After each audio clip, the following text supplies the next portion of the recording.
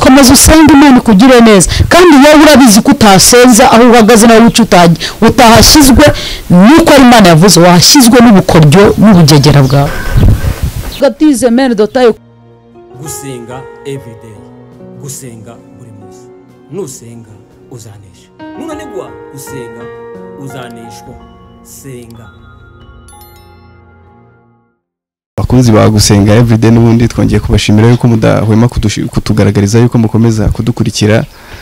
kuri no channel yacu ya gusenga everyday tumaze kubona support mugenda mudohereza nini cyane muri iki gihe gishize twari dufite abantu bagenda ari bake ariko muri iki gihe turimo kugenda tubona abantu buri cyumweru mukomeza kutwereka ko mugenda mudukurikira mutubaza ibibazo bitandukanye ariyo mpamvu twongeye kubazanira nanone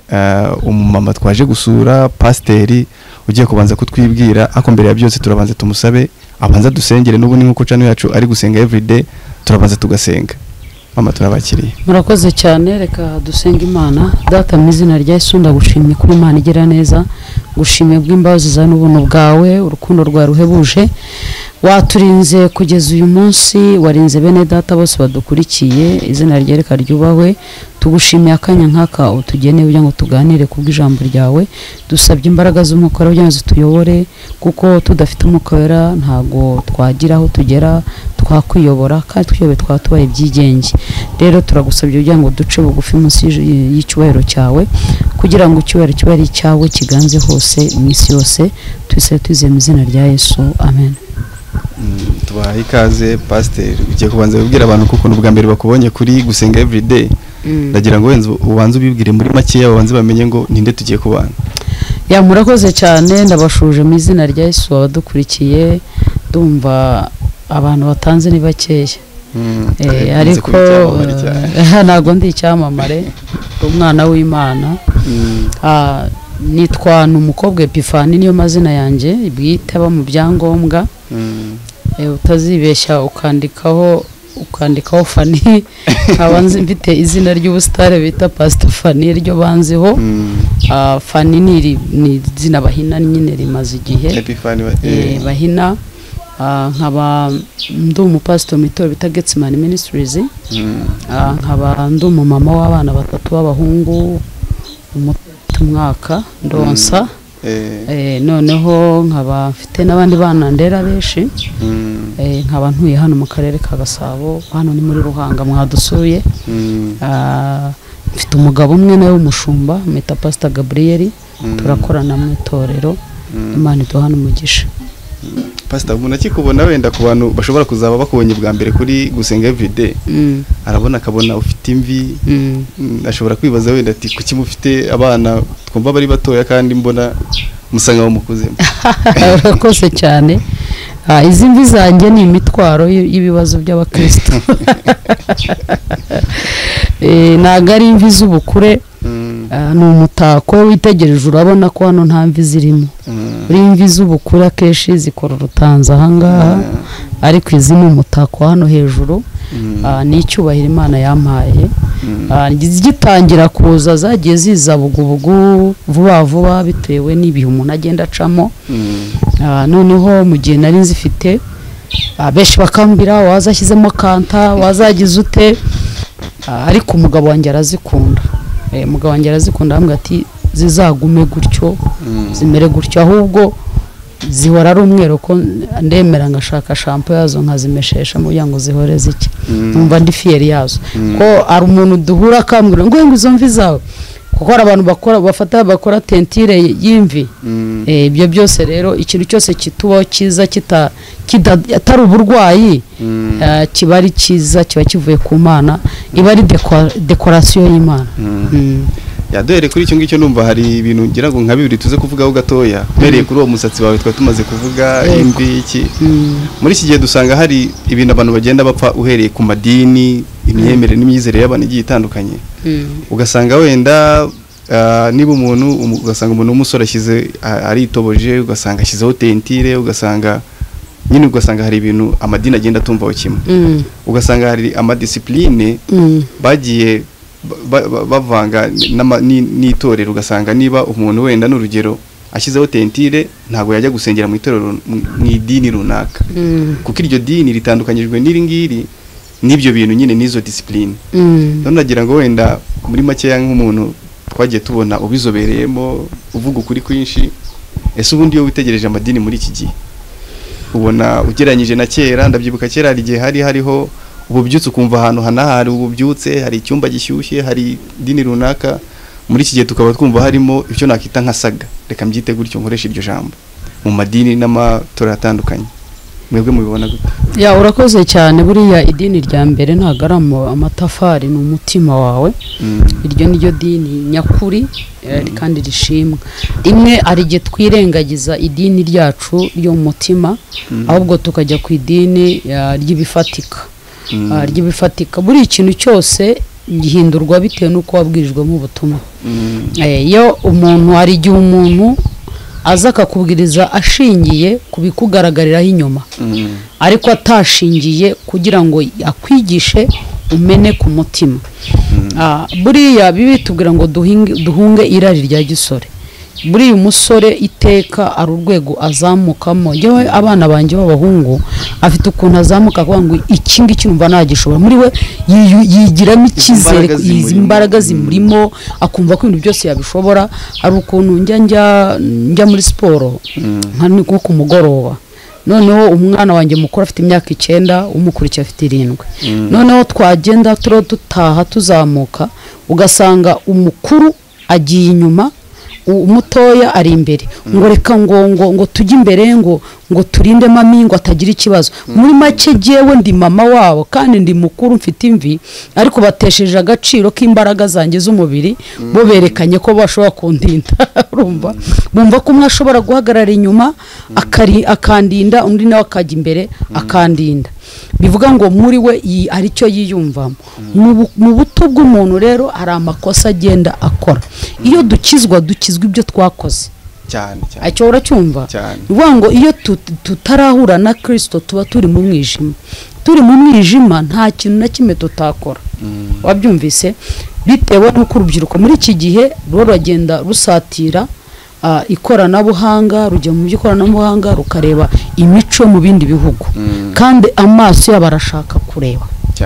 arashaka kureba rero uyu nagenda agashyiraho tentire agashyiraho direde ku musore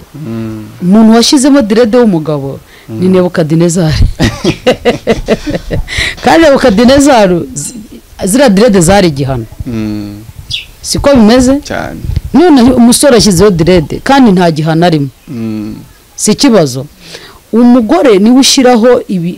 ushyiraho imishazo ku misatsi kubera ko ubwiza bw'umugore ni imisatsi sibyo ariko buriya abagabo Imana uko yabaremye ejo bundi nabonye ikintu cyasohotse ngo bagiye gukora ngo ni Mr. cye harya Mr. Rwanda ahubwo Mr. Rwanda nta mugabo mwiza nta n'umugabo mububaho abagabo bose ni beza ubwo rero umugabo icyo afite buni nta kintu yakagombye kongeraho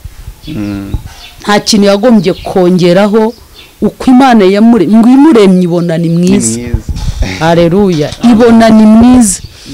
nukuvuga rero ngo nta kintu buriya hari n'igihe umuntu yambara umwambaro cyangwa akishyiraho ikintu kubera igikomere cy'ubuzima yabayemo niyo mpamvu rero uwo muntu we munyamadini ntago ugomba kumwereka ko icyaro uko yashyizeho direde cyangwa icyaro uko yashyizeho tentire ahubwo ugomba kumusanga ukamugaruza ubugwaneza ukamumenya icyatumye akora ibyo nusanga n'umubwira uti uri mwiza uri mu ishusho y'Imana kuko Imana yavuze ngo tureme umuntu ase natwe kandi uwo muntu yaremye bwa mbere ni umugabo niyo mpamvu umugabo nubwo yaba akennye ntiyatinya kurambagiza umukobwa kwa runaka kwa giti mu jisho ababyumva nubwo ashaka aba rwose ntacyo afite aragenda murambagiza kuko ni mwiza hari abakobwa mbwira ngo nkene umugabo mwiza ni umugabo mwiza se numeze ute umugabo mwiza n'ufite ibitekerezo bizima cyane ntagare ko gufita akazuru kwa izuru rinyororotse niribyibushye byose bivamo imyira nta kivamo amata babyumvise sufite amata imisaya miremire sufite amenyo ariyo yose ararya rero suko afite mu nda zero cyangwa afite mu nda uko Imana yamuremye ni mwiza umugabo agaragarira mu ntekerezo ikibi nuko y'ibitekerezo bye bidakwiye. Ukuvuga rero dutinda ku mahame n'imyizerere idafatika tukirengagiza agakiza k'Imana, kuko yo umaze kubwiriza uriya muntu biroroshye ko we ubwo atsindwa mu mutima bya bindi byose akabireka. Aho ngaho urahumva akabireka. Hari imyaka umuntu ageramo agasigara yumva n'amatatuwaje yashyize akumva yakoraho kubera ko hari urwego agezeho. Twese hari abajyaga bisharura, ibi nibyo byasimbuwe na tatuwaje, sibyo? Hari abajyaga bari ibintu byinshi bagendaga bakora. Kera bakataga amasunzu, utwo n'utuntu twose. Rero hari n'igihe umuntu akora ibintu bituruka mu mico cyangwa se mu gikomere cy'ubuzima abayemo, cyangwa kureba kuko uri umuntu muzima utekereza ntago wakwambara bura kwambara ipantaro ukayimanura ukayigenda uzamura utagataga, birutwa nuko wakwambara box ukajya mu muhanda ukagenda. Kuko na mbere ntacyo twambaye, Adamu yaremwe ntacyo afite kwambara, ahubwo ngo ugenda urwana no uzamura ugenda. Hari ukuntu bagenda akagenda ameze nk'inka cya dendo mu maguru. Kubera iki? Kuko arashaka ko ibi bibero bigenda bifata ipantaro wayikuyemo se. Ni ukuvuga hari ibyo twita, reka dufate aba social media influencers, aba bantu bakoresha imbuga nkoranyambaga n'abantu b'abasitari twagiye turira mu gihe cyashize. Ariyo mpamvu twitegereje nko muri iki gihe usanga hari ibintu birimo kugenda biba. Ariyo mpamvu turi gusanga nko mu gihugu cyacu ugasanga ibintu byahenze bakavuga ngo peteroli, kubera yuko ibi bihugu biri kurwana Ukraine n'Uburusiya, hari peteroli batwoherereza. None tugiye kuri ibyo bintu byo gusanga abantu ibintu twigana ni ibintu dusanga kuri internet cyane cyane. None bya influencinga cyangwa byangiraho uruhare rw'uko namaze igihe kinini ndi kubyumva, ababyeyi wenda ntibabyumve. Gusa wenda mbere yuko tugeraho ngo ndaza no kukubaza ikibazo kijyanye wenda no kubana bawe gatoya. Ese igihe wazabona umwana wawe wenda numvishe bakiri batoya, wenda arashaka kwishyiraho tatu, arashaka hari ibintu ashaka gukora mu bugimbi, uzabifata gute? Ya urakoze. Icyambere ntabwo agakiza ari umurage, agakiza n'ak'umuntu, kandi nabivuze umuntu akizwa icyo yakoze. Kuko uyu mwana wanjye ntabwo akijijwe, kuko we ari mu gakiza k'ubuntu, ubuntu bw'ababyeyi. Kuko giye mubyaye ndi umupasiteri na sari umupasiteri, ariwe arakura muri Ekodemi, ariwe arakura ajya mu masengesho, ariko ntabyo azi. Kuko nibyo bareba no muri televiziyo barareba, birizamo za authentique nizo bariho bumva, indirimbo za gospel nizo bumva. Ariko uko agenda akura azashaka kumenya. Umunsi yageze we inshingano yanjye niyo kumurera no kumutoza. Uko ngenda mutoza we azajya agenda ahitamo. Nagera muri cya gihe ari muri interina, aho agiye guhura n'abandi bana batakure mu muryango wa Gikristo, bari mico bazamwigisha. Icyo nsabwa nge ni ukuba hafi y'umwana wanjye, nkagumya nkamwigisha. Ko ntabwo bivuze mu gihe nzabona yahuye na bya bindi ko nzamujugunya, ahubwo nzamugaruza ubugwaneza. N'ubu bivuga butumwa twe dukora ivugabutumwa ryo gusanga babandi boroheje ko twe niwo muhamagaro wacu. Vuga ngo tujya kubwiriza wa muntu umusinzi, umusambanyi, wa undi ruharwa. Iyo tumubwiye ngo ni muzi, baza no muri korari rwose, uko bahimbaza Imana, uko baririmba, niko agenda ubona. Uwaje ipantaro igera hepfo agenda azamura buhoro, uwaje afite imisatsi yarakaraza agenda yogosha buhoro. Kwera uko agakiza kagenda kinjira muri we n'ubutumwa bwiza bugenda bumwemeza, butsinda icyaha muri we, agenda asobanuka. Ukamushyira muri buriya itorero ni ibitaro. Hari umuntu uza bakamuha utunini tudukaruma, hakaba n'undi ujya muri urgence, hakaba n'undi uhabwa igitanda agaturamo. Geje ubu nagiye gushyura abarwayi kwa muganga, araho twasanze maze mu mwaka ariwe yishyuzwa $1,000,000. Urumva uwo nguwo yatuyeyo afite n'agasafuriya. Rero hari n'uwaje agahita akira. Rero mu rusengero pasiteri aba agomba kwihanganira izo ndembe zose, mukozi w'Imana zikaguca imbere. Wowe ikibazo nuko muri iki gihe dushaka indembe, tubona indembe irembye nitagira amafaranga, idatura itagira icya 10, iyo niyo ndembe. Ariko indembe iparika ifite inganda iyo si indembe iyo ngiyo Imana iragukunda ariko iyo ni indembe ifite igisebe cy'umufunzo uwo rero kuko atanga ashyigikira umurimo ntago tumubona nk'indembe ariko tubashije gufata iriya ndembe yaje isinze inkurumogi igenda rwose ivuga amagambo mabi iyo tuyihinduye ivamo umuvugabutumwa mwiza. Uvuze kuri icyo kintu bita ndeba hari nk'iyo ugiye mu nsengero zitandukanye usanga umuntu ukuriye wenda iterambere ukuriye inyubako ni wa muntu wa mugani waparitse nk'uko wabivuze. Sinzi niba wenda iyo bagiye gushyiraho bagendera ku myitwarire ye ngo bamenye ngo wenda akijijwe gutya bamushinga iyo mirimo. None ugasanga nko muri iki gihe hari ikintu kiri kugenda kiza ugasanga bari gufata abapasiteri batandukanye abagiye babwiriza kera bari mu mwuka w'Imana bakavuga bati kuko atigeze yiga wenda kaminuza agomba gusimburwa n'uwize. Icyo kintu cyo ukibona gute? Ya urakoze cyane wenda icyo ndibuze kubanza kuvuga nukuba wenda kuba ashinzwe inyubako afite kashe nta kibazo ibyo cyo ntacyo bitwaye kuko nabishingwe kuko nabura azayongera no muri ministeri ya Yesu yarafite Yuda ntabwo yarakijijwe buriya yarafite Yuda rero yamushinze umufuka ahubwo ikibazo nuko uyu muntu uba ufite kashe wize bamushinga ivugabutumwa n'ibintu byose bipfira niho bipfira kuko uyu ni umuha ubuyobozi ukamugira pasiteri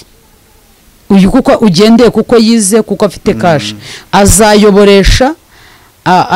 kubera ko azashaka kuyobora agendeye kuri management yize ariko ntabwo azayobora ku by'umwuka kuko ntabyo azi wabyumvise ntabyo azi niyo mpamvu mu itoro habamo Imana harimo intumwa umubwirizabutumwa umuhanuzi n'umushumba uyu mushumba keshi ntago bisaba ngo abe yarize Imana ihamagara umuswa ariko ikamutegura ntimukoresha ari umuswa ba Petero barabaswa ariko irabategura basigara nabo ubwabo bakora kuko yamaze kuko hari ibanga riba mu itorero ry'umwuka wera uyu mwuka wera yamaze kumwakira ntago agendera ku mashuri kuko dufite umuntu abantu biza ari ba dogiteri ariko batagira ijambo kuko byose byamara iki kuba uri dogiteri uyobora za ministeri cyangwa ibigo runaka no mu itorero ugatanga ibitekerezo ariko kubera ko muri wowe hari ubwenge karemano udafite wagira mu rugo rukakunanira sibyo aricyo bimaze kuko ndi Bibiliya ivuga ngo umwepiskopi ari we muyobozi w'idini agomba kuba ashoboye gushumba abo mu rugo rwe itorero rya mbere ni mu rugo ngo igihe cyose baguhaye itorero atari domene yawe wica byinshi uzimika ugendeye ku marangamutima yawe icya kabiri uzakora ibyo ushaka kuko ntiwigeze utsindwa umutima ngo wihane umenye kuko umwepiskopi hari ibintu bimuranga ntakunda inzu ntabwo agira abagore benshi ntabwo akunda impiya ntabwo ari umunyarukoni ashobora gucumbikiraho mu rugo rwe yani magambo si umunyabugugu rero aho ngaho niho haba ikibazo naho kuba wafata umuntu kuko afite amafaranga nta kibazo ariko kibi nuko babaha imyanya y'ubutambyi imyanya y'ubutambyi irihariye umwanya w'ubutambyi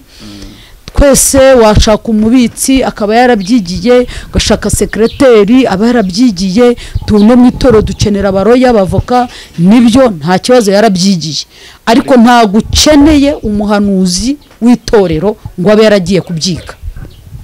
cyo cyumvise are niho amakosa ari hava yo wimitse wa muntu ukamwimikira amarangamutima niho aza akafata Bibiliya itubwira umusore w'imyarum akiri muto yari yaragiriye neza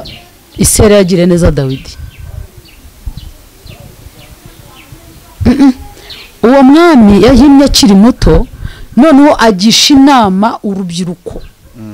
rugenzi rwe abari bo bamugira inama afata babasaza abima agaciro bamugira inama baramubwira ati so yabanaga n'abantu gutya avuga ati muzehe genda arangije afata rwa rubyiruko rugenzi rwe arugisha inama aramubwira ngo niba so yarakubitishaga scorpion agahera ka scorpion ngo uzabakubitisha iki niba bakubitisha agahera ngo uzabakubitisha scorpion bivuga ngo uzabakanire. Izo nizo nama rero tugenderaho kandi itorero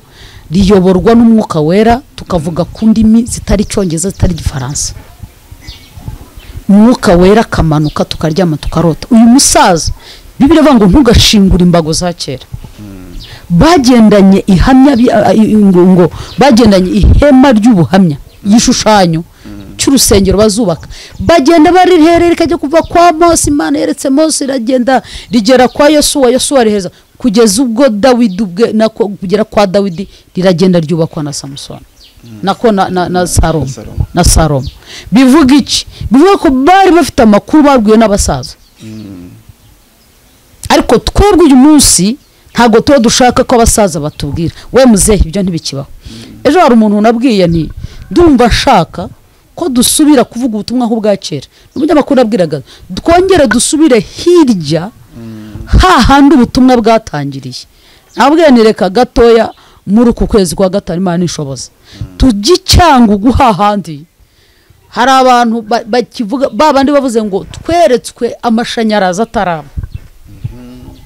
tweretswe telefone zitaraza,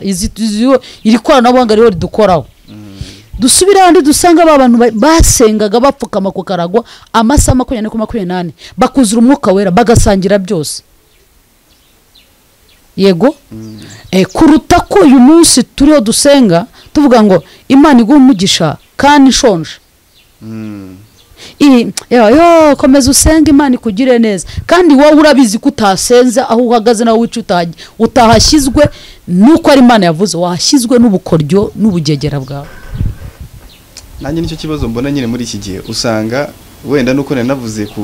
natanze urugero rw'umuntu wenda ushinzwe inyubako dusanga hari amadini atandukanye reka mvuga amadini no wenda uraza kudutandukanyiriza idini n'itorero. Yego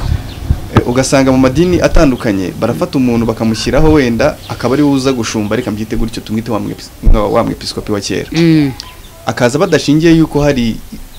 kuko gusa afite wenda nk'amashuri akaba ari cyo kintu kimuzanye aho ngaho. Bagahindura bakavuga ngo kugira ngo umuntu azaze wenda kuyobora idini runaka agomba kuza wenda harize kaminuza reka mvuge gutyo.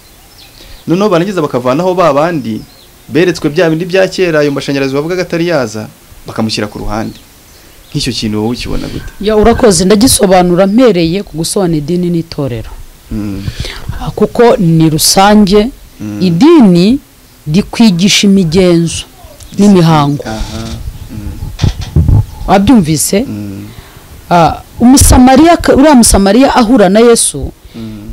yeretse Yesu imihango n'imigenzo y'iwabo. Abayuda n'Abasamariya ntibasangira. Niko byari bimeze. Yesu aramubwira ati yaba waruzu gusaba amazi niwe nyiri ibyo byose. Abayuda n'Abasamariya byara amacakubiri. Umuyuda ni nkuko uyu nguyu wavuga ngo n'umututsi, Umusamariya n'umuhutu. By'iki gihe iyo ni propaganda yazanywe n'abanyamadini batatubwirije Kristo ahubwo baje inyuma y'idini bikingirije idini n'ibyanditswe byera ariko bitera bifite icyo bishaka. Idini iteka rero rishyiraho imihango n'imigenzo ariko rikora business. Kuko idini ryubaka ibitaro, idini rigira amashuri, idini ritanga amasoko, idini ryubaka amazu rikagurisha, ntago ritangira ubuntu. Wabyumvise? Idini rikavuga ngo idini hari abari byigeze kurimba ngo idini rasenye. Idini ryazanye ikiriziya rikazana gereza rikazana ibitaro by'abarwaye bo mu mutwe. Uzi icyo bishatse kuvuga? Vuga ngo nutatuyoboka turagufunga, nugera muri gereza bikagucanga turakohereza Indera ubasazi. Ariko kuko nyuma y'idini Imana yabonaga y'ubwayo komisiyo yabahaye batayikoze, yahise yongereza n'itorero. Itorero n'ububyutse, niyo mpamvu itorero riba hangaha. Hari abantu benshi buzura umwuka bari muri gereza hari abarwayi bakira bari mu indera mu bitaro by'abasazi ariko bagize gute bahuye n'umwuka wera bagahinduka abo ngabo kwece uko umwuka wera akuvana aho ngaho. Idini rero ryaraje ry'ubwaryo riduha imihango yaryo ariko niryadutandukaniriza n'akarande na gakondo z'Imana zacu twasengaga, ahubwo biranje biraza birasambana birivanga bibyara akazuyazi. ubu turi mu kazuyazi nk'ubu nkubajije ngo usenge wa mwango rusenya kwa Gitwaza nakonya ngo usengera hehe ngewe nduwo kwa Masaso usengera nsenya kwa Padiri sengera heze nsengera hana modern yavuga ko ari umukristo ntago avuga ko ari umukristo. Ikindi nabandi nabo bamenya ko batubwira ko kuba umukristo ariko mfite ifishi cyangwa ko umukristo nuko ntanga amaturo. No, umukristo tumurebera ku mbuto yera. Idini rero rigira amahame kandi iyo wisha amahame urahanwa ugafungwa kuko idini rigendana na gereza. Buriya madini menshi abari mu niyo mpamvu abamo bagusaba ko ugestaringa bakagusaba n'umwavoka. Akubwo umuntu nyine abantu wenda bazanye idini bagenda bigana n'ubundi ibintu biri muri Bibiliya ugasanga n'ubundi ibyo bitaro barabyubaka bakavuga yuko niba Bibiliya ivuga ngo bafasha imfubyi n'abapfakazi hari abantu nabo bavuga yuko bafasha siba bari mu wenda tuvuge niba reka twifashe nka kiliziya wenda n'urugero haba hari igiturisho bavuga ngo wenda cyo kuza uyu no matoro yacu kwijya muri kiliziya n'amatoro yacu kibamwe ariko ntabwo Bibiliya iratubwira ngo intumwa zasangiraga byose nta mukene wabagamo ariko ngo abizera bose bazanaga ibyo bafite bakabiha abadiyakoni bakabigabanya buri muntu wese bijyanye n'uko akennye ngo intumwa zigakomeza kubwiriza ubutumwa bwiza. Ntabwo intumwa yivangaga mu maturo wakumvise uyu munsi intumwa biragoye ko yashumba intumwa uyu munsi muri iki kinyejana turimo irashaka guhabwa amaturo n'ibyacumi kandi ntawe yabwirije gusa uko duhuye nkagusuza apotre Imana imbaze yego mituro se ukarimo nituro ntiyakubwirije ubutumwa sibyo gusa kugusakuriza gukiza stress umuhituro ituro abana bagasanga nuko yambaye imyenda y'idini ntago icyo cyerekana ko iyo ni imyambaro y'abanyedini kuko umunyedini iteka yambara imyambaro y'idini yarangiza agahabwa icyubahiro muri rubanda. Itorero rero umushumba w'itorero aca bugufi. Nkunda kugeranya umushumba ushumba intama n'umushumba w'inka. Iyo uragira inka utega umutwe zikakurigata iyo kurigata iba yishimye kandi nawe unezezwa yuko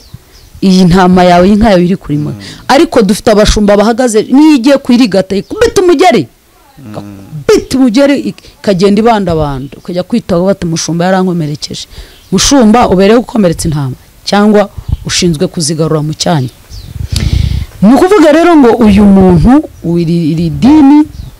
rikora amahame yutayubarije abakozi abayakorera bo na abakozi kuko ukorera mu idini arahembwa we arahembwa umukureho saleri aracaho ajya ahandi ariko umushumba w'itorero cyangwa se itorero ubundi ni umutima kuko uciye bugufi mutangira ubuntu kuko mwaherewe ubuntu nta kiguzi bosi wawe n'uyu nguyu kandi iyo ukora neza urahembwa. Imirimo rero ryatorero ntabwo Bibiliya itwereka ibitaro ariko itwereka ko nshobora gufata ibyo negeranyije nkajya gusura umurwayi mu rugo rwe. Nshobora gufata ibyo negeranyije nkajya gusura umupfakazi nkasura imfubyi. Naho ibitaro noneho niba ari imirimo myiza nibatuvurira ubuntu. Nicyo kibazo nyine aho gukinangira niba ari imirimo myiza kuko niko wambajije urabariza abanyamadini bene wanyu niba ari imirimo myiza bakabubatsa ibigo reka abanyeshuri bigira ubuntu sibyo kuko tubona leta yifite ibigo byayo za nasare bigira ubuntu kishyura udufaranga duke ukabona ko wishyura udufaranga ariko ibigo by'abanyamakuru byiza iyo rero ni imico mibi niyo ituma abantu batariho bakizwa niyo ituma tutongerwa bizera kubera ko pasiteri ibyo akora abikora nka bizinesi ejo bundi hari umuntu twaganiriye arambwira ngo afite mushuti we yafashaga umuntu wasengaga aramufasha akajya amufasha mu yari hanze akamweza amafaranga yo kwishyura inzu kurya utuntu twubukiye aramubwira ati rero shaka ikintu wakora kandi ijambo ry'Imana bavuga ngo ntukigisha umuntu guhora umurobera ifi bwo cy'umwigisha kugira ngo nawe yirobere aravuga ati shaka ikintu ukora umushinga ntago ushyigikiramo wenda ejo bundi nzananirwa ariko ukore umushinga noneho nanjye nguhe support ati nzakubwira fora yamubwiye business yo gushingira urusengero mwaranjira mubwira ati rero ati hano muri iki gihugu ntuye ntavuze ati ibintu bya church biragenda ni yamubwiye none bya church biragenda unamutega amatwi ati jewe mbonye nka miliyoni zinizi nakodesha ahantu ati hari umusore ufite impano yo guhanura namuha rasiyo nkamwishyurira n'inzu amafaranga ya naya 20 ahagije ubundi twajya tubwiriza atukabona abantu baraje akabahanurira business ya church iragenda business ya ki ya church uwo rero yayishinze uyu yirebye ugira ngo ni church ariko si church ibyo rero nibyo byo byica ubutumwa bwiza abo nibo baseseye rwihishwa baro basenya umurimo w'Imana abantu bose babonye ko pasiteri bose ari bisikora babonye ko amatorero yose ari business ariko Imana iracyafite ibindi 7,000 itarapfukamira bayari abo bari muri wowe bari muri no rubyiruko ruhe ruhaguruka mubo tugiye kubwiriza ntukangwa nuko ari umusinzi ntukangwa nuko ari inda yaruharwa numubwiriza ubutumwa bwiza akizera Imana azahinduka kandi azakora hari igihe uku kwigana rero kwaba basaza bari birukanwa bakimika bize cyane kandi biri matorero yose no madini hari naho bagenda bose babimura no nimvuga amatorero n'amadini nayo ubwayo hari amakuru yamba mbifiteho tubona ikigero tubona ubwo abisirayeli banze kuyoborwa n'Imana baravuga ngo turashaka kumera nk'andi mahanga natwe dukeneye umwami Imana ati mwashaka kumera nk'andi mahanga ndaje mbahe Sawuli mwene Kisha azabumvisha bituma indogobe zase ziburajya kwa Samweli kugira ngo amwumvisha amakuru y'ubwami aragenda ariko Sawuli yarategetse kuko yaravuye mu byifuzo by'abantu ko Imana itamushaka akora amarorerwa kuko arabo twimika kuko twe tubashaka bakica byinshi ariko kuko umurimo ari uw'Imana yakuyeho Sawuli ishyiraho Dawidi we yimikishije amavuta abo bose nubwo yatandukanyije amavuta Sawuli yimikijwe atandukanye nayo Dawidi yimikijwe amavuta yo mu ihembe Sawuli yasuzwe amavuta yo mu keso rero twese imbere turabashumba turabakozi b'Imana ariko uko twahamaga nuko twimitswe biratandukanye kandi mu bwami kuko danyabango bahinduye benshi kwa bakiranutse bazarabajyana nk'inyenyeri biratandukanye uyu muntu hari abamukurikira bazaba bari bagenda muri Gehinomu ari mpamvu nkunda kuvuga ngo cunganwa n'agakiza kawe wowe ngo nugufasha gushyira amahame no gushyira kukuyobora ariko naga azakugeza mu ijuru kuko hari abantu baba baraho bari barabashumba ariko hari ibyapa biyobora abagenzi kikabwira ati kuva hanga kugera Rwamagana ni birometero 2 kandi kitarajyayo cyangwa ugasanga kimeze nk'itiyo izana amazi tukoga tukamesa tugake ko yo ikagenda ikahindikazana urubobi rukaba umukara ntiyiyoze we ni wa muvuzi uvura abandi ntiyivure we ni wa muntu ubwiriza ubutumwa akavuga ati Imana ijya neza mwihana ibyaha kandi we atarabireka usanga urashaka kwigisha ngo nimukora ibi nibi muzubaka neza kandi wowe rwarakunaniye nisizo nabo ujye utazihaye wabyumvise aba abantu bajya kuraguza kuba pfuma ari mu nzu y'ibyatsi arimo gushaka ubukire kandi n'uwo nawe ugiye kumuragurira nawe ari mu nyine by'abapfurirwa arabapfuma wabyumvise nukuba uburiya nukora ko ntago abantu bigeze babwirizwa ubutumwa bw'ubwami babwirijwe ubutumwa bwo kuza kwa Yesu kwakira imigisha iyo ubwirije ubutumwa bw'ubwami uramubwiriza agahinduka iyo ahindutse ahabwa isezerano uhawe Imana iri binyuma yo gusohoza Imana yahamagaye Aburahamu akiri Aburahamu imukura mu gihugu cy'iwabo cy'abakorodaya kwa Setera aho deho Aburahamu yafashaga se kubaza ibigirwamana aravuga ati uyu muhungu imbaraga afite yazikoresha nkorera buri Imana iraturekare byaha tubamo buryo twirukankamo n'ishyaka dufite ko nari mfite ishyaka mu kubajisha ibigirwamana no kubisigisha amarange ko nari mfite ishyaka ryo kubyiruka inyuma ariko ndashima Yesu wamvunjiye ni ukuvuga ngo iramureba iramubwira ngo ngwino iva kwaso iramuzana ikimara kumuzana imuha isezerano imuhindura izina imukuraho Aburahamu imwita Aburahamu imuha isezerano aho yavuganiye nayo ngo ahubaka igicaniro cyitwa Beteli ahubatse igicaniro Imana abwira ngo nzogeze izina ryawe nzaguha umugisha uzagusabira umugisha azawuhabwa iyo duhawe isezerano iri sezerano rishoreranwa no guhindurirwa izina wowe Imana yaguhinduriye izina aho ukandagiye hose bava mu nzira ntabwo urinda kwisobanura si ngombwa kugendana amakadi wagera ahantu wabona bataguhaye umwanya ugahita ukura amakadi mwambonye ibyo ntacyo bivuze mutambuke ngene nanigirije ingoro mutambuke mumenye ko ndi kaci ushobora kuguhagurukira ariko ntakubashye nabyo urabizi nshobora kuguhagurukira nakubashye ariko agakiza twahawe karaguhindura kagatuma ucya kakaguha igikundiro kaguha ikibengukiro igatuma iyo wabengutswe n'umwuka wera n'Imana n'amafaranga araza iyo witanze nta kintu na kimwe Imana itagusubiriza hahandi rero akeshi twaratandukiriye dushaka kumera nk'andi mahanga ariko Imana muri iyi minsi irashaka kongera kugarura igicaniro cyayo niyo mpamvu usanga abantu bimika abantu nk'uko basoza babakuyeho iyo akuweho akabona atari bubone ka gashara yabonaga ahita nawe ajya gufonda utundi nkatwo none iyo agiye kurifonda rero ntago ryo ryubakira mu ivugabutumwa n'izina rya Yesu Maria kuderivere tanga miliyoni tanga 1,000 n'iki ndagukura imikosha kandi katarifu y'ibyo akora kugira ngo uzuje kugura ese nabundi mbere wenda yuko dufata conclusion y'iki kiganiro ubundi ngenge nibaza ikibazo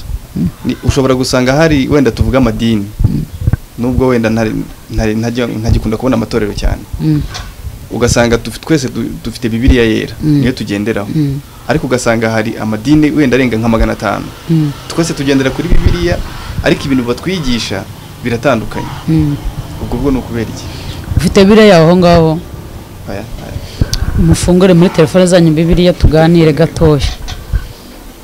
tugiye kureba impamvu Bibiliya ari imwe ariko ugasanga abantu benshi barayivuga gutandukanye biragutangazamo gakeya ariko wihanganemo ariko ndabizi ko ubizi urabariza abandi reba mu Baroma ibice 10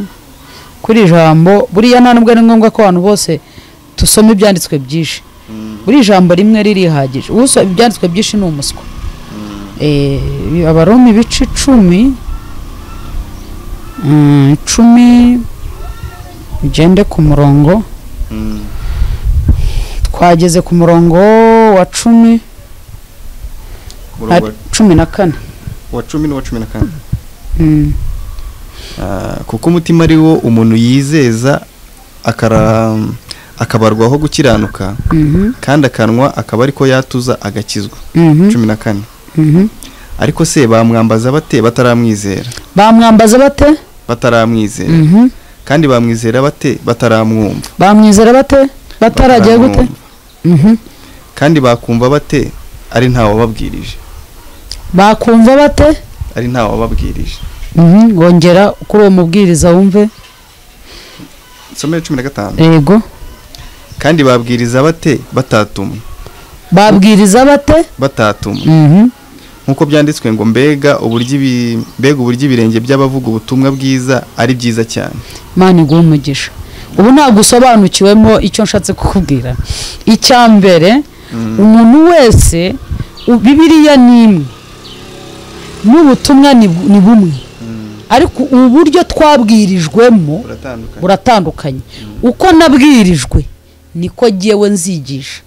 Niba narabwirijwe nkigishwa gukubita icyaha no gutsinda icyaha, nanjye nzigisha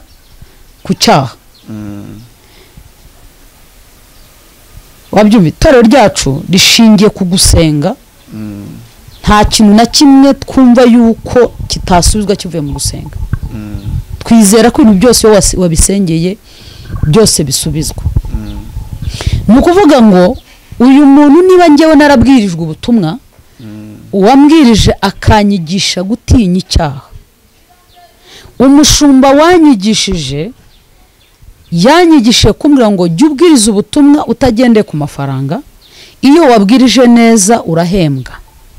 Antoza kujya mva Kicukiro nkajya Kinyinya n'amaguru, nkava Kicukiro nkaza ku Murindi n'amaguru ntasabye tike. Anyigisha kwihana, anyigisha kutarobanura ku butoni. Umukene n'umukiri imbere yanjye bakaba umwe, kandi nkibwirizwa ko umuntu wese agomba kubanza akihana ibyaha. Nibyo nzagenda nigisha. Ariko niba muri ubwo ngo ngiye narabanje nkababarirwa ibyaha, nkaguma mu itorero, nkarerwa n'itorero rikankuza, nkahaguruka nkajya mu ivugabutumwa, byanga bikunda nkahabwa igihano mu ikosa nakoze, ngahanwa, nkicara, cyarangira bakankomorera, nkakomeza ngakora, nkaba umukristo, bakankura ku rwego nabwiriza nkajya kwigisha Sunday school,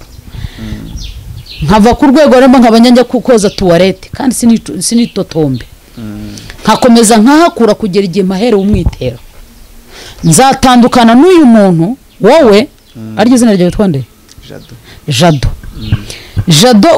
uje mu rusengero. Jado kuko uzi gusoma Bibiliya, ndavuga ngo ujye umwigisha. Urasomye. Jado ndakubwiye nti kwera ko ufite umwanya, genda unyoborere abicyumba cyo kwa gatanu. Uhakuye impano yo kubwiriza. Ugize ubwirize muri Nebature. Urazamutse. Ngo kubwiriza mu mibyizi. Mu matera mu mibyizi. Urazamutse. Ngo waye kubwiriza ku iteraniro rya mbere ryo bita iry'urufunguzo, ntemera ko ari urufunguzo. Urumva iteraniro rya mbere. Urufunguzo utuzende wadadinze Imana, umutima nda udadiye ko Satani buri munsi dusenga bawongere bafunga, twongere basenge bafunge. Ni ijambo rya mbere. Ni ijambo rya mbere riyibanze, nta ry'urufunguzo Satani ufunga. Uraribwirije. Geze ku rwego noneho ngewe nagiye mwivuga butumwa, ndavuga Jado uzajya ubwiriza, uno uyu munsi uri bubwiriza iteraniro. Ubukurikiye uzaza wareza gatuza n'amakositimu zawe tujya gushaka taye. Jado nubwiriza ugakora amakosa nkaguhugura, uzahita uvuga akansuzugura amavuta. Upfobeje amavuta yanjye, upfobeje icyubahiro cyanjye. Aho uzasigara igihe umushumba azaba adahari kuko wabwirije bakagukomera mu mashyi, none batangire kukubonamo ko nawe ushoboye. Uko niko Dawidi, abagore bavugaga ngo Dawidi yishi inzovu, Sawuli yishe uduhumbi. Bazanira intambara hagati ya Dawidi nande na Sawuli. Ukora niba utangiye gukomera amashyi mwarimu cyangwa evangeliste runaka, niba watangiye gukorwa wavuga ati ize mene dotaye kumva uratangiye guhanura akavuga ati tuzi ko byane wamanuriye byasohoye uhita uvuga ati yo nanjye ndi umuhanuzi tangire kujya ureba wumve ko ushoboye icyo gihe wa wundi naguhugura uzati wansuzugura amavuta ngese sinabishobora ariko hari ibanga abantu batazi wahagara mu iteraniro ukabwiriza wanahanura pe ariko ntiwashumba itorero cyane ubona uruje duri umusore wanyu ugakora akazi ugahembwa ugaharasiyo mama wawe n'abashiki bawe kuko ari wowe ukora ugasanga na mushiki yagutereye n'ipasi yagwanagure n'inkweto ukagenda ukajya mu kazi ukagaruka ukabikora umwaka ukicara ngo ubuse niba mpaha mu rugo wa mama nka bakantereye ipasi bakanyubaha inshingano zanyu z'urugo nzikora ubu ngiye nshatse umugore sinarwubaka ntago warwubaka ntago warwubaka kuko kujya kubana n'uriya mugore utazi mama wawe umuba nka mama akakubaha nk'umwana ariko uriya mugore atuye muri wowe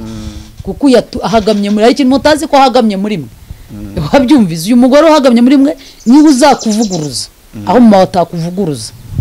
rero ukibwira ugera niwe ugerayo bikakunanira ugasenya n'itorero rero ushobora gukora ibyo ariko kujya kuritangira uburyo uyoboramwo abantu bwa bugoryi wahaniwe ntiwemere nibwo bwa burumbo reka mvuga uburumbo nibwo uzimukana ugatangirana muri uwo murongo w'itorero aho uracyumvise noneho aho rero we kuko afite icyo ashaka niba yarwaniye icyubahiro itorero rye zaryubakira ku cyubahiro nugikoraho out akwirukane niba mwarapfuye amaturo kuko abwiriza bakitanga bagatanga menshi ntumuhe azahera mu umutumirwa wa mbere amubwira witangisha wa kabiri uze washatse byanditswe bivuga ko gutanga ahandi dukeneye kwishyura iyi sare kandi nawe urabibona mu wa mbere akaza yigisha gutanga akaza yigisha gutanga maze ubundi agahagarara imbere akabwira ngiye Imana yamaye umugisha gute ariko muti ngiye iki ntago nyemeranye n'abapasiteri ba pastor ubundi ubwo ribarikira ijambo ry'Imana yaje kubwira nyine nasi wowe wambajije ariko sindongo so n'ibyo wambajije kuki bayatangira bose hari amatorero hari n'utu business kuko itorero nirihindura abantu ariko iri ntago rihindura we rirabasenya we araje arakwereka ranjorova arakwereka za vewe utarakwereka ibiki arakwereka wari kwibi byavuye muri wowe watangaga ugatanga nako ukenyereyeho warakwereka ko mukennye kuko mudatanga ariko wakize kuko atanga ariko iyo ugiye kureba aho atanga ntabwo atanga ku mukene n'umupfakazi uraho ahubwo atanga ashobora kwikura isaha aha isaha ni nziza iranahenze ariko iyi saha heta nyihereza uyu mubwiriza butumwa uri ubwiriza impamvu nyihaye Jado uri ubwiriza ni ukugira ngo Jado yongera amavuta yo kwitangisha kuko iyi saha ni inyitanga ndahita mbona izirenze iyo natanze wabonye politiki ndahita nyibona nimwanga nkahita mvuga ntanze imodoka yanjye muyigurishe mwubake urusengero kandi nike uvuga ngo urusengero ni visionnaire ntanze imodoka yanjye akakumve kandi nyitanze muri iri torero kizanyereka kutanga nuko uzatanga kwa Fani mudasengana uzajya gutanga mu rusengero kwa Jado uri ugikodesha ukigwagwana no kwishyura kuko umukunze kandi ukunze umurimo w'Imana tanganyo kimwe cya kabiri gende wubakeyo oya nzaza kwa runaka kuko afite hari na kamera nyinshi n'intanga harunda atavuga yo disi mushumba tanze isaha ye ariko abatanze amasaha ni mu ntera amakofe ndiho ndatanga example nta yatanze isaha yo nanjye ndaje nkoherereze uzabona isaha nziza agahita abona indi yo atanze telefone ye umushumba asigaye nta telefone nta telefone no ubwo n'ubufarisayo uko rero niko amadini menshi yubatse uvuga ngo yahagurutse hariya afite ikimubabaje ngewe mba mu butayu bw'ubukene naciyemo bw'inzara nagiye gukodesha ahantu njyana akababura njyana nafite akaresho njyana n'agasafuriya njyana itavuga ni mana ikintu cya mbere nzabanza nkarya numvaga nshaka nzagura ikiro cy'inyama nzitogose nzirye zitogosheje umva nashakaga inyama ako zigize gute zitogosheje narazitogosheje ndazirya numva ndazihaze n'ubu narazihaze mfite inkoko urazumva uko zivuga zose ndabaga nkarya ariko icyo nshatse kuvuga uyu nawe haguruka agiye ahantu kuko hari icyo ashaka dufite amatorero yubakiye ku cyubahiro niyo mpamvu uzasanga kenshi nk'amatorero ava mu itorero runaka ugasanga umuntu yavuye hariya ngo Imana yamuhamagaye ko ajya kurekora doctrine afite niyo ryatorero avuyemo nose yaguhamagaye ite niba yaraguhaye umuhamagaro ntabwo agomba kwimukana biriya ahita agira nk'akana hinduraho nyine nose Imana ninjajwa Imana ni umubiri wagutse ubusa umubiri wayo wawurya ukawumara ni ukuvuga ngo ifite n'ibiguhagurukije ikaguhagurutsa kugira ngo ujye usengera abarwayi izaguha igishushanyo ariko niba icyo muri ADPR uzaba uvuye kwera kwigomeka niba icyo muri Getsimani uzaba uvuye kuko wanze wabonye ibyiza byo muri Getsimani wanga kuhaguma kwera ko amategeko no kuguhugura ntubishaka nawe uri umugabo uzimukana bya bindi bijyana kwigeze kugira kajyaga dufite icyangombwa cy'ibitaro bimwe tujya nayo tugemurayo abarwayi no tuza kugira itsinda havamo umuntu umwe avuga ati nzajya mbaha litiro 10 y'amata mujye mutanga hariya kuko pasiteri ntabwo yajya mu bintu byose ari nawe ubu ngubu byinshi nsigaye mbyiberamo noneho mfata itsinda umwe ndamubwira aya mata n'izi mbuto ko nibyo twe badusabaga ujye ubijyana kwa muganga n'abandi bagezeyo urumva bafata wa wundi baramuduteranya baramwikubira bamaze kumwikura ya mata bakajya bayanywa buke bafata cyangombwa cyacu baragifotoza kuko tumaze kumenya ko byagiye batugara icyangombwa cyacu ariko barafashe photocopy bafata undi munsi baba ariwo bajyana bakajya bagemuramo amata bya bindi byose no biyubakira uwo muntu we yashagaga inzira yinjiramo nawe akore Pastor Gabriel Pastor Fanny yariko mubona dusa gutya buriya marinete atuma agukinga ubukene ntagira umenya ubukene bwawe kandi Paul avuze ngo dufite ibyo kurya n'imyambaro tunyurwe nabyo umwambaro ugatuma kandi wenda imyambaro niyo duhabwa n'abantu byose n'abantu baduha nawe rero ukavuga uti nanjye biriya nabigeraho nanjye ndumashaka hari abantu bakunda amavuta y'umuntu ariko watazo yaciye noneho bageze baragemura ubwa mbere ubwa kabiri ubuyobozi buraduhamagara batese ko twabahaye umunsi uyu mukaba tubona mwarahinduye bari kuri gate ndabwira mwarahinduye baza kwanga ati baza uyu munsi uyu n'uyu twabaye kuwa 4 none abandi baza kuwa 3 ndaperereza ntabwo ari twebwe nibagaruka uzampamagare bageze kuri gate rero noneho barabaza ati mwebwe muri abangaba ndati ni twebwe rwose kuko nta byangombwa bafite ko bashaka kugendera mu byangombwa byacu none amamagaye igifata moto ndagenda mbageraho ngeze kuri gate bambarambona bati aba bantu turashaka mugire ngo mubasinyire niba ari abanyu yo bamenye urabahura na nyirahuku ivuye kunywa amata y'umwana mu nzu ukuntu gicaho kinyonyomba ko nabanyonyombe arashaka hari ahantu ashaka kumenera kugira ngo agire ahagera ariko ntashaka kubica mu nzira zitarizo nsoza umuhamagaro umera nk'ibishyimbo imbuto ibishyimbo iyo byeze turabibika igihe kigeze tugiye gutera turabijonjora siko kubijonjora cyangwa kubitoranya dukuramo ibinini byiza by'indobanuro ibyo by'indobanuro rero tubishyira hehe tuba twarahinze ubutaka tukabishyira mu butaka ntago iki gishyimbo gishobora kwera kigifite uruhu rwacyo kikimeze nka kwa kundi kijya mu gitaka cyagishwa kikavaho bwa buntuza bwabwo bw'umubiri buzima bwabwo bugahombana mu magambo kikabora iyo kipfuye rero gishibukamo umumero uyu mumero rero wera imbuto nyinshi wera ibishyimbo byinshi tugasarura bishatse kuvuga iki twese abahamagawe turi benshi nawe muri kamera yawe warahamagawe kuba ufite iyicano yawe iyi ni caci yawe warahamagawe kuba uzi gukora akazi kawe warahamagawe mucuruzi runaka mu byo ukora warahamagawe muri ministeri ukoreramo warahamagawe hanyuma rero gutoranywa hatoranyijwe abahamagawe ni benshi ariko abatoranyijwe ni bakeya gutoranywa bagenzura baguha ni nko kuguha ibizami ukora bakareba urwego rw'ubumenyi ufite imana ijya idupima ikadutoranya yarangiza kudutoranya ikareba urwego tugezeho iyo rero imaze kubona ko urwego tugezeho ntirekeraho niyo mpamvu tujya mu kazi tugakora ikizami cyo kwandika ariko tukanabazwa n'ikizami cyo kuvuga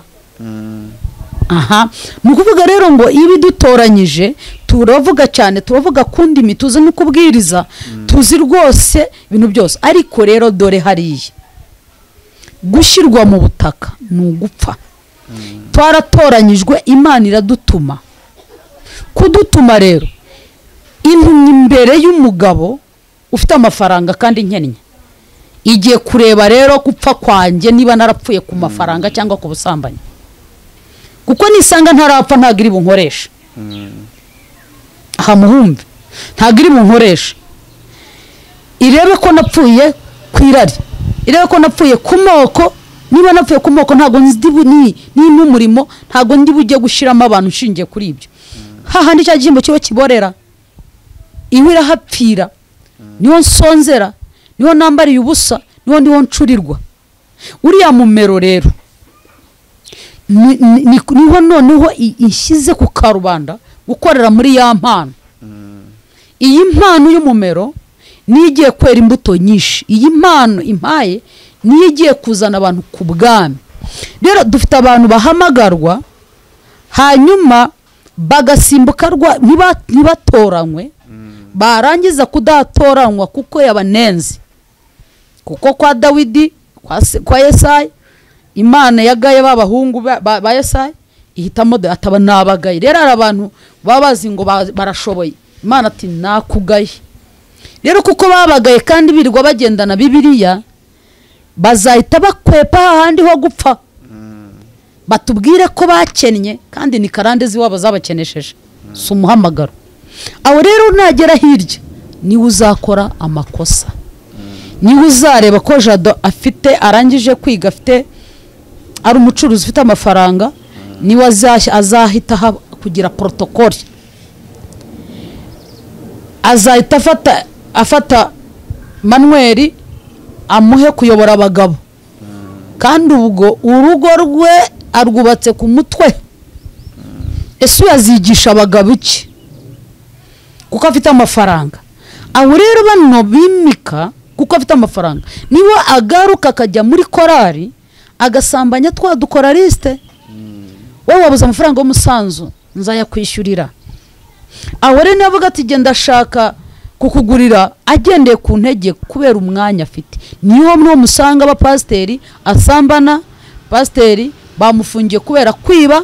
bamufungiye kubera ubwesikoro kuko ntago yigeze aca hahandi ngo abanza apfe kuri kamere acyazwe namara gutyazwa agire aho rero niho amatoro mese ashamikiye kunda atari amatora y'abanyamihamagara akoze murakoze pasiteri none se ubwo twagira abantu inama dusoza inama ya mbere ni uko abantu nanone subira hejuru aho kuri icyo cyanditswe usome ku murongo wa 9 n'uwa 10 wa 9 n'uwa 10 niwatuza kuwa 9 niwatuza kanwa kawe yuko Yesu ari umwami ukizera mu mutima wawe yuko Imana yamuzuye uzakizwa wa 10 kuko umutima ari w'umuntu yizeza akababwaho gukiranuka akabarwaho gukiranuka kandi akanwa akaba ariko yatuza agakizwa bivuga ngo agakiza se nakuriya muntu ndi imbere nakanjye inatuza akanwa nkizera umutima wanjye ko Yesu yazutse ari we mwami w'umukiza w'ubugingo bwanjye nzakizwa ninyizwa sizashingira ku migenzo y'idini idini na adresse ahubwo idini rya mbere n'umutima wanjye naho bababyeyi bagirana conflit n'abana kubera batari kumva ibintu kimwe umwana ari kuvubuka nza mu gitondo hagati aba bantu bakijwe bakuze ndababwira mbwira n'abana babo ko bagomba kumva bagakurikirana ababyeyi bana bane babasuzugure ariko nawe n'umubyeyi we agafata umwanzuro wo gusengera aba bana kandi akagira umwanya wo kubigisha kuko n'imyaka bagezemo iragoye kugira ngo bumve ariko hamwe isengesho rigira imbaraga rishobora kuzasanga wa mwana hahandi rikamuhindura undi wa kabiri ushingiye kuri bene wanjye ni wa mwana wavukiye mu Gakiza nigeze kubivuga uyu mwana nzagerageza guhora mwigisha si nuko wenda uriya we ntiwanamwishinga ntago hamwishinga ariko si nuko izo hano harimo abakuru harimo abakobwa bakuru bari muri 18 umukuru undi mufite hano afite 28 urumva abandi ni 18 19 20 gutyo ni ukuvuga rero abo bakobwa n'abandi bahungu baza hano bo bareba izo ndirimbo bari ukuntu bazirebamo iyo bazireba ariko bo muri bo bano batoya bakinga amaso yabo bagahita bavuga ngo mukuremo ibyo bintu bo bareba hirya niyo bijemo bahita bapfuka amaso ariko uriya mutoya apfuka amaso agize ati urumva we arashaka kureba ariko arashaka no kutabireba ako mukuru we apfukaho byose ni ukuvuga rero ngo we ndacyamwigisha kumwereka izi ndirimbo n'abaziririmba ni nk'uko yutoboye cyangwa ukaba ufite ibintu ku musatsi uri umugabo bahita bavuga ngo barakwikanga kubera ko n'isi barimo ntabwo tubibarenganyiriza ariko kwigisha ni uguhozaho kuko numva ashaka kuzajya mbigisha no kuba bigisha ejo bundi barambwira ati turashaka kureba abantu bajya uko bajya muri piscine koga nitugende tabajyana uko babibona kuri televiziyo bashatse kwirohamo uko babibona ariko babyitumbukizamo ndabwira nugwamo arakwica babanza kumwigisha koga ni nako n'Agakiza gasabwa kwanza kwigisha umuntu ukamutoza agakura iyo akuze hari igihe kigera nakubwiye ngo hari igihe azajya kwiga uyu munsi bariga bataha ariko ejo bazajya muri interina najya muri interina azahura n'abandi bana mu yindi miryango hari ibyo bazamwigisha niba ningirirwa amahirwe cyambere cyo nkora nuko abana banjye mbagira inshuti babyeyi mugira inshuti abana banyu anigiye mutaba inshuti zabo ukabuzi ko wamuhaye telefone bihagije kumuha amafaranga bihagije cyane cyane nk'abagabo ari ukuntu mutita ku bana banyu b'abahungu ukicara ngo abana ngo abahungu ugasanga bikundiye ba nyina mpamvu bakunda ba nyina ni ikintu uko nyina muha affection ariko uwo mugabo ni wicara n'umukankamire ukamuganiriza ukamwibutsa uko mu buto bwawe wari umeze ko nk'ubejo bundi muri iki gihe twibuka jenoside mu cyunamo umunsi wo kwibuka abana bararebye ubwo bari bakangutse ngo muhungu jenoside ni iki kubumvaga indirimbo none ndababwira mugende mugure papa wanyu ababwiye amateka ya jenoside nk'umuntu wabibayemo baragenda baricara ngo tubwire aricara arababwira noneho barabisobanukirwa kuko yabibaganije mu mateka nanjye harandi mateka yanjye mbabwira ni ukuvuga rero wowe bisaba ngo nubwo umwana agiye ni ukuvuga ngo agaruke tube inshuti tumenye icyo twamuhaye tumenye icyo yajyanye n'icyo agaruye tumenye hari igihe umwana ajyana nk'aje ngo nagaruye bike ntamuhaye ni indi yagiye ubwo nk'abantu babimenye najya kora nkasanga coke mu ntoza kuki wayizanye wayikuye nkamugura utubazanye tutari utwawe niho ubuzima bwo kwiba butangirira ugenda rero umuganiza mu gihe nanasenga nkavuga ngo mana uzandindire mu gihe kiri imbere ari uzanderera rero ntago twatera amabuye uwo bigezeho ahubwo twamufasha gusenga buriya kubyara abana n'umwana uva kuwiteka ariko burya Imana niyirera ni nayo mpamvu no mu rushako uko byose mbigendanamo ijambo ry'Imana rivuga ngo urugo n'amatungo bihabwa n'ababyeyi ariko umufasha mwiza ava kuwiteka rero ubu umugore ntabwo aza kuko umuhanuzi yeretswe nta nubwo aza kuko baguhaye ni pasi harya oya niba ari pasi sinzi uko babyita urugo rwubakwa nuko warebye ugashima ugakunda iyo hajemo amakimbirane bavuga ngo narakunze umugabo udahagarara ku ijambo yavuze ngo amenye gukemura ikibazo ufite ikibazo ntabwo nyoko bukwe akubakira nta nubwo nyoko akubakira nta nubwo inshuti n'uwo mukorana akubakira uko rwubatse siko azarwubaka banza umenye umugore wawe umwiga umumenye n'umugabo wawe umwiga umumenye ntabwo umugore wawe azakuvura ibikomere nta nubwo umugabo wawe azakuvura ibikomere ubwo mwese nushaka ugendeye kuko uyafite amateka nk'ayanjye na association muzamugiye gukora ariko nkunda mukandukire ako byose bizava he bizava kuko umenya nanjye nkakumenya n'abana bacu twige kubamenya igishya kiri muri twe mbere ko utaza umuntu banza umubaze niki cyabiguteye murakoze Pastor nubundi nkuko cyane yacu twabwiye twitwa gusenga everyday no gusenga buri munsi dutangira wadusengeye nubundi wenda wakongera ukadusengera dusoza niba nta kindi kintu cyo ko ya murakoze ndabashimiye kandi abadukurikiye nkuko wahisemo ugakora subscribe kuri channel ujye umenya ko ugomba guhora usenga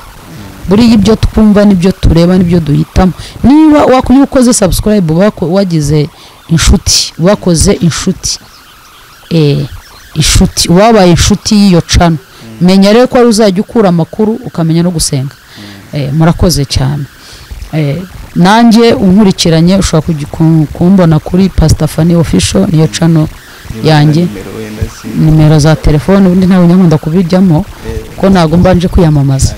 uzishira hariya wowe ku giti cyawe ko bishaka utabikoze nabwo nta kibazo Pastor Fanny official iryo nivuga butumwa cyane nibyo nshyira imbere kuruta ibindi bintu byose ariko ntacyo reka nzibabwira ubundi dusenge ni 0788612604 reka dusenga Imana Mana y'icyubahiro Mana dusenga umunsi ku wundi uko bwije nuko bukeye ni wowe data wa twese nubwo isi yatunaniza ikadukamurika duca intege ariko uzahorana natwe ibihe byose tugushimiye rero kugira neza kwawe tugushimiye urukundo rwawe tugushimiye ko twitaho tugushimiye ko turinda ukaturindira n'abacu ukarinda abana bacu ukarinda inshuti zacu ukarinda igihugu cyacu abanyarwanda ukarinda abatuye isi yose ndagushimiye Mana kubw'ibyo byose nsengeye abantu bose bakurikirana gusenga TV mwami Mana uko bahisemo gusenga buri munsi bakizera wowe gusenga ko ari wowe biragije bakabaza ibintu byose bituruka mu gusenga umuntu duhanze amaso mu izina rya Yesu reka muri iki kiganiro akuremo kubohoka reka mwami wanjye akimara kubona iri jambo rihembura umutima we abashe gukira indwara zose mu izina rya Yesu uhembure amatwi ye uhembure ibyimviro bye uhembure umuryango we umusumana ndamusenge kugira ngo abana bataremeze neza bagaruke ingo zabo zitazubakize zigaruke itorero ryo mutima wa mwami wanjye ubakire ku rufatiro rwa Kristo mwami ndagushimye kuri Imana ikomeye mu izina rya Yesu Kristo nsabye nizeye amen amen